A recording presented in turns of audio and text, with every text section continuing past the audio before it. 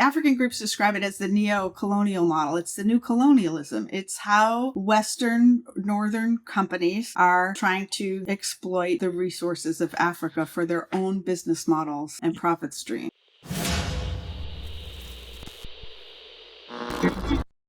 So I wanted to, in the last 10 minutes or so, I wanted to dive a bit more deeply into Bill Gates and what he's doing in Africa. I'm sure we could do 7 podcasts on this.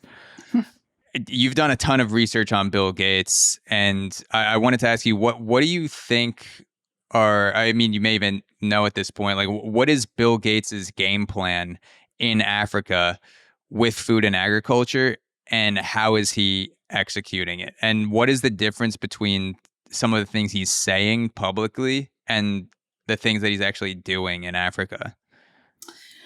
Right. Well, I've looked only at the agricultural development program of the Gates Foundation, which is, of course, a huge institution that does lots of other things.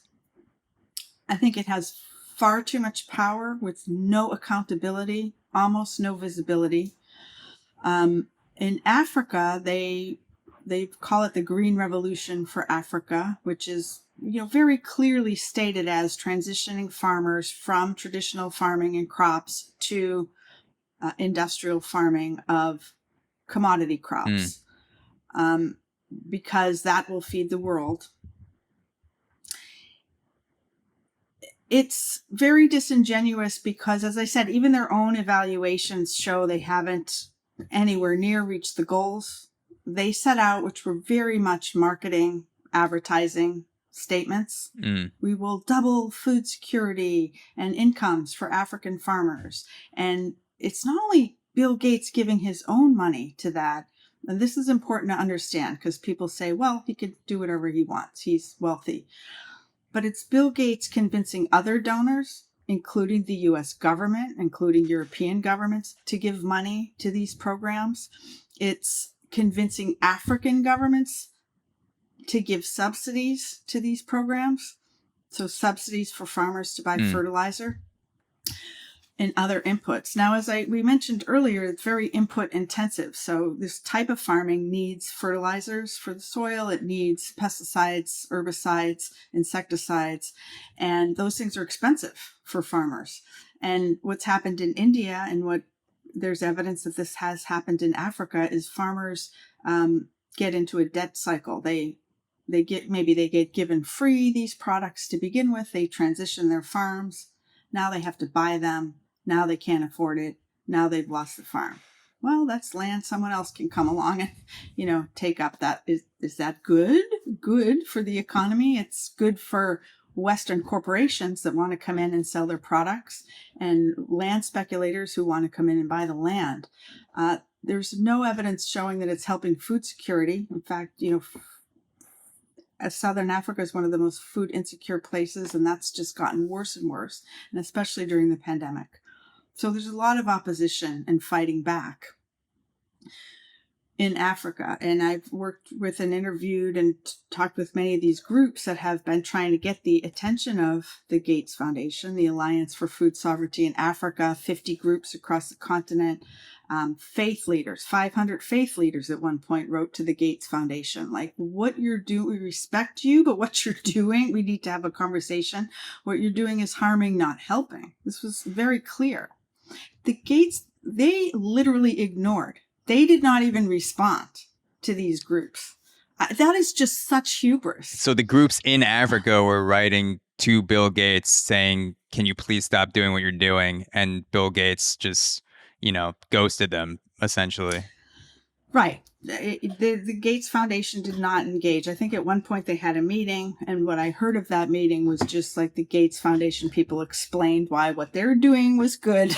It's a very, the African groups describe it as the neo-colonial model. It's the new colonialism. It's how Western northern companies are trying to exploit the resources of Africa for their own business models and profit streams. Yeah, that's a very, I was going to say that's a very healthy relationship. You're in a healthy relationship when one person is telling the other person, you need to do this, when they're kicking and screaming, saying, no, F this, I don't want to do that. That's the foundation of something that's truly fulfilling. There's a big propaganda element to it. So, yeah, there was just a study that came out about Ghana, the Gates funded group. It was called the Alliance for a Green Revolution in Africa. Because it's generated so much controversy in the last few years, they changed the name. They took out Green Revolution, which was their whole marketing term, and now they just call it Agra. Well, Agra sponsored this like reality TV show in Ghana where there would be a farmer, he was struggling, an outside expert came in and would show him, how to farm correctly, essentially. You got to buy the right seeds, the commercial seeds, you got to buy the fertilizers. It's very patronizing. It's very much has a language of, these old ways of farming are old and you need to modernize and do things our way. And I just think it's insidious. I mean, it's even one of the more surprising things and disturbing things I've written about the Gates Foundation was a group they started at Cornell University called the Alliance for Science, which is it's a PR campaign that was geared at convincing African governments to open their markets to GMOs, privatized seed laws. The patenting of seeds is important so that companies own the seeds and farmers have to buy them every year. That's, I think, the long-term gain is intellectual ownership of the seeds on our planet and patented ultra-processed foods. Because what else are you going to do with all that corn and soy? I think that's Bill Gates' ultimate vision. Does he believe that will feed the world? He probably does. But he is at his core an aggressive monopolist. I mean, that is why he's one of the wealthiest people on the planet. And that was all proven in the courts, through the Microsoft antitrust cases. And he sort of left that, and now he's playing out a vision of intellectual property ownership through the foundation, in my view.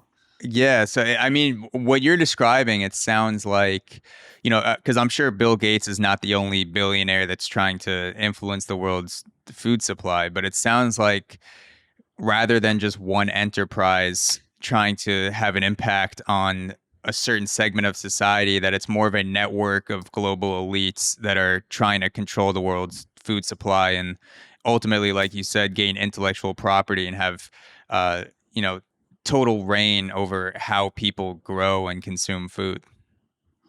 It's disturbing how a few people have so much power, and how long will we put up with that? Yeah. It's an interesting time to be alive.